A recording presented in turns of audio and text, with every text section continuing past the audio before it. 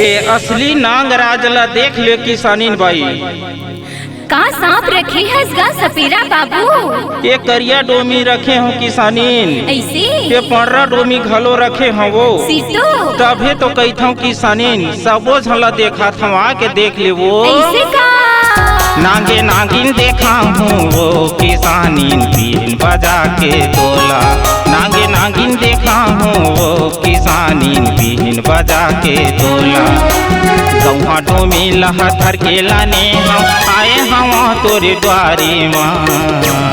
नांगे नागिन दिखा देगा सपेरा बीन बजा के मोला। नांगे नागिन दिखा देगा सपेरा बीन बजा के मोला।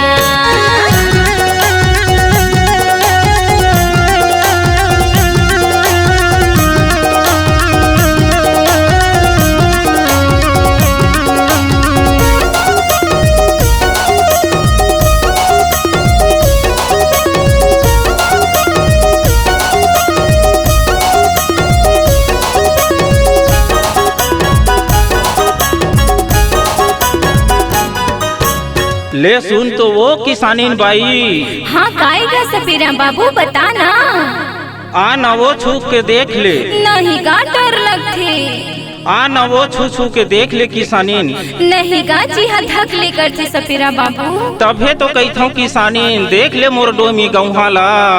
नागिन के दर्शन ही मोला दिखा देगा परसन ही। तोला कहत होगा सपेरा फूल दिखाना पिटारा ला।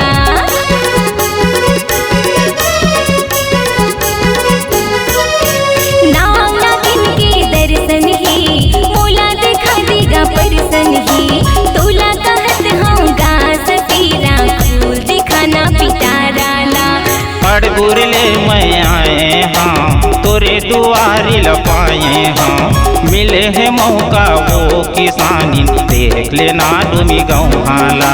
मन मुही डारी ते सपेरा। मन मुही डारी ते सपेरा बीन बजा के मोला गा। नागे नागिन देखा हूँ वो किसानी बीन बजा के तोला। नागिन नागिन दिखा देगा सपेरा बीन बजा के मोला।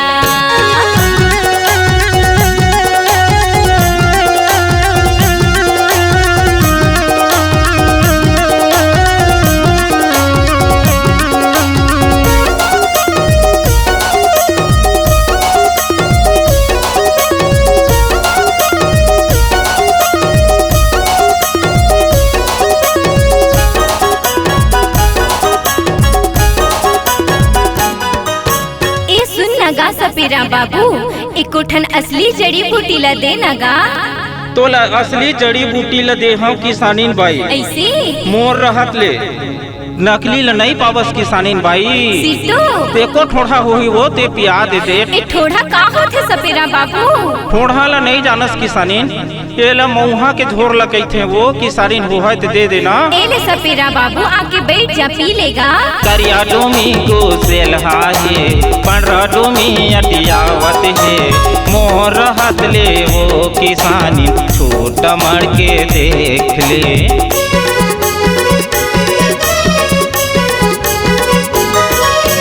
करिया डोमी को सेलहा है पंडरा डोमी अटियावत है। मोर रहत ले वो किसानी छोट मर के देख ले। डमरू बीन बजावत है नाम नागिन नचावत है।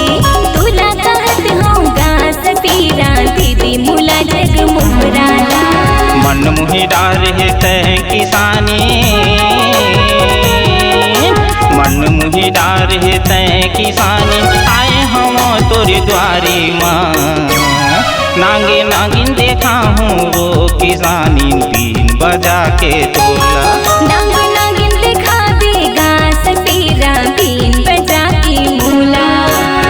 हाथों में लहथर के लाने हम आए हम तोरे द्वारे माँ। नांगे नागिन देखा हूँ वो किसानी बीन बजा के तोला। नागिन नागिन दिखा देगा सपेरा बीन